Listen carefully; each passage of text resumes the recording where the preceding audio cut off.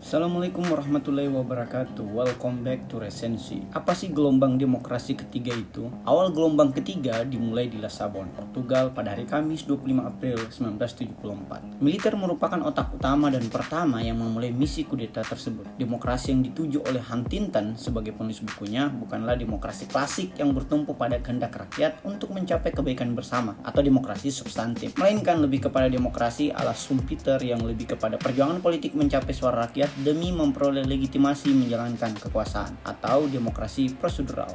Huntington pun menyadari kelemahan demokrasi prosedural yang dikajinya, bahwa pemimpin politik yang terpilih melalui mekanisme pemilu jujur yang merupakan esensi demokrasi prosedural bisa saja menyalahgunakan kekuasaannya atau bahkan merupakan pimpinan boneka dari invisible hands. Huntington juga memahami bahwa demokrasi tidak hanya terdapat di zaman modern, hanya saja demokrasi modern bercirikan negara bangsa yang berbeda dengan demokrasi kuno yang lebih terbatas dan tidak mengikut sertakan perempuan, budak, dan warga asing. Dalam pengamatan Huntington, gelombang panjang demokratisasi pertama terjadi pada tahun 1828 sampai 1926, yakni 33 negara demokrasi. Gelombang balik pertama pada tahun 1922 sampai 1942, yang hanya 11 negara demokrasi.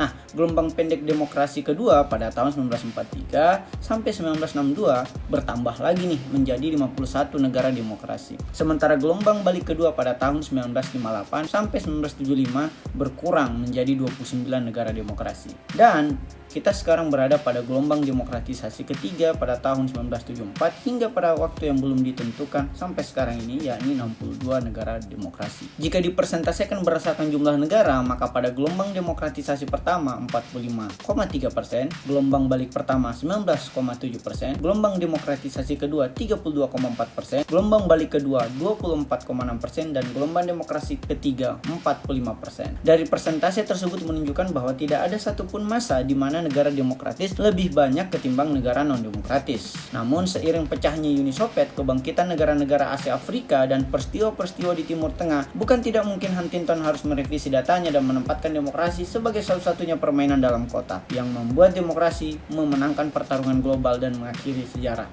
Nah, mengapa gelombang demokratisasi dapat terjadi? Apakah datang hanya dari satu faktor tunggal, perkembangan paralel, atau efek bola salju? Yang jelas bahwa penyebab demokratisasi berbeda dari satu tempat dengan tempat lainnya, dari satu masa dengan masa lainnya. Maka, faktor tunggal tidak memadai dalam menjelaskan demokratisasi, karena demokratisasi pada suatu negeri merupakan kombinasi dari pelbagai penyebab, dan kombinasinya dapat berbeda bagi negara lain. Bahkan, penyebab gelombang demokratisasi pertama, kedua, dan ketiga juga berbeda. Faktor delegitimasi sistem otoriter, pertumbuhan dan krisis ekonomi global, reformasi keagamaan, perubahan kebijakan nasional dan regional, serta efek bola salju negeri tetangga yang dipermudah keterhubungannya oleh media dan teknologi. Faktor-faktor mengapa demokrasi terjadi berkelindan dengan bagaimana proses demokratisasi terjadi. Pertentangan dan krisis legitimasi kepemimpinan otoriter adalah keran pembuka pintu demokratisasi.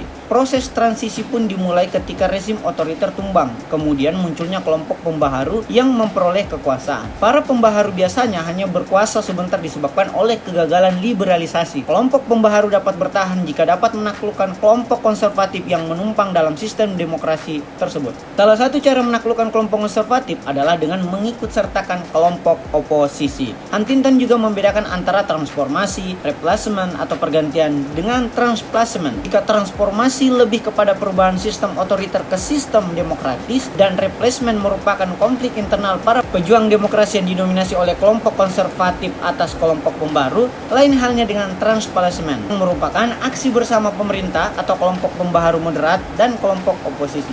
Sindrom demokratisasi gelombang demokratisasi ketiga melahirkan kompromi dan partisipasi ke arah moderat. Pemilihan umum adalah ciri utama dari demokrasi prosedural. Ada hal-hal yang mengejutkan, ada pula sebaliknya. Adapun subjek yang berperan penting dalam upaya demokratisasi gelombang ketiga adalah kelas menengah perkotaan. Sementara ciri terakhir dari gelombang demokrasi ketiga adalah tingkat kekerasan yang rendah. Konsolidasi demokrasi bukanlah hal yang mudah. Ia menyimpan permasalahan tersendiri. Pertama, masalah si penyiksa. Apakah pemimpin demokratis dan rakyat akan menuntut rezim sebelumnya ke pengadilan dan menghukumnya, atau justru memaafkan dan melupakannya? Kedua, masalah praetorian, yaitu tentara yang sulit dikendalikan karena kekuatan yang ada padanya.